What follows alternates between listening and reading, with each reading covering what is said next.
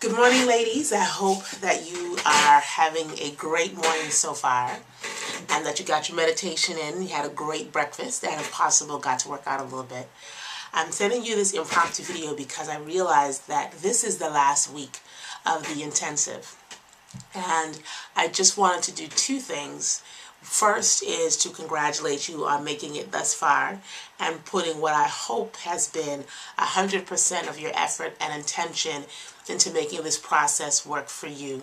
I know it's not easy to give up habits and give up people and try to examine our thoughts and, do all of this really heavy lifting in such a short period of time. But I really believe that giving laser focus to a situation, to an intention, can really help you push yourself further along that path of transformation and change than you would have done if you just sort of went at it at the same old pace.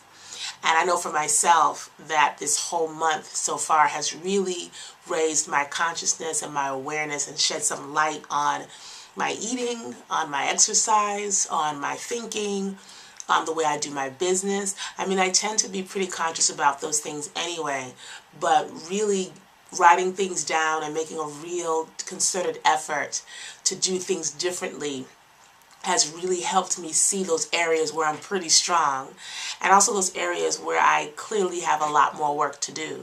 So I'm hoping that during these last few days you take some time to try to see if any insights have come up for you around those areas that you've tried to work on for these last couple of weeks.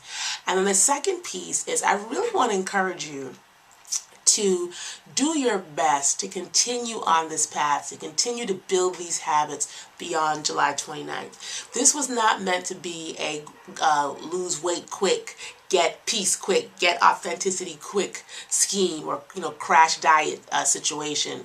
The goal of this intensive was to develop some habits and some patterns and some rituals that you can carry forward forever to help you continue along this part of your journey, to continue along this path, to help you find the peace that has been eluding a lot of you, find some joy, find some relaxation, find the power that comes from living in the realm of choice and possibility.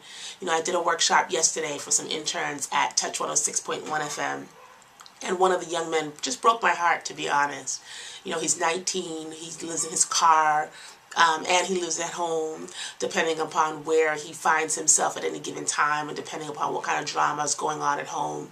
He, every classic thing that we can think of that's ailing our young people today, this brother is dealing with them. And I spent some time, maybe about an hour after the workshop, talking to him and trying to find one space in his life where I could be of some type of service, some type of benefit, some type of influence. And I walked away thinking to myself that in this particular case, there was really nothing I could do for him. The best that I could do for him was talk to him about, what he sees for his life and how he can find some meaning in his life right now. And one thing that he did agree with is that he would be happy to speak to other young men who are headed down the path he's headed on right now and give them some real talk about what it means to live that kind of life in the street and how he's struggling and having the Corys and all that stuff. And so I walked away from that conversation a little depressed, a little sad, but also a little bit encouraged because this young man, I don't expect him to change overnight. I really, really don't. And I'm hoping that I planted a seed that, along with some other seeds that have been planted and the seeds that he came into this world with, will eventually resonate with him and be of some kind of support to him when he makes a decision to come up higher and change the direction of his life and change his crew and all that.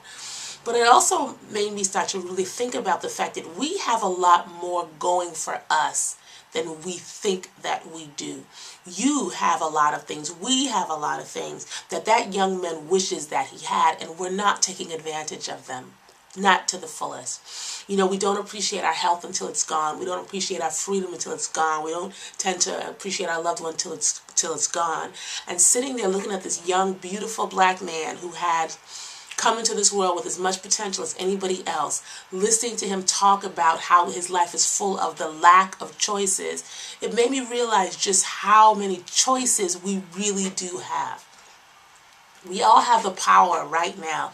There's really nothing holding us back except for our thoughts from getting the things that we want and continuing to grow into the fullness and that full expansion of who we came here to be. So I really want to encourage you, push you, cajole you, threaten you, whatever I can do, to just ask you to continue to do this for yourself. When the 29th comes and goes, don't wake up the next day and run out and eat all the foods in abundance that we hopefully have been pushing away from. If you gave up alcohol for this month, for these few weeks, don't run out now and have a couple of drinks because you can.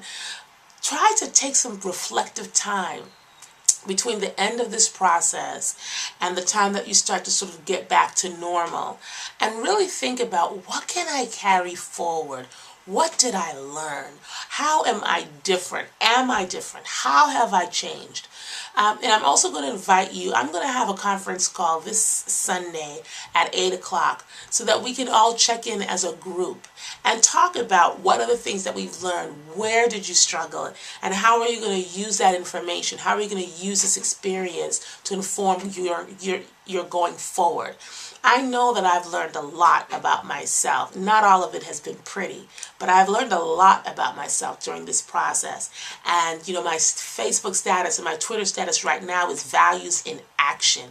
And I'm recommitting myself to really, really taking a stand for myself and those that I love, and make an effort to live my values, to talk with my feet, to have my values be reflected in everything that I do. And it sounds like a big, ominous sort of task, but it's really not, because all I'm saying is that I'm going to live the way I was born to live. I'm going to live as my true self. I'm going to live back in the way that I lived when I first arrived on this planet. That's what I want for you all as well. Ladies, life is too short, but it's long enough.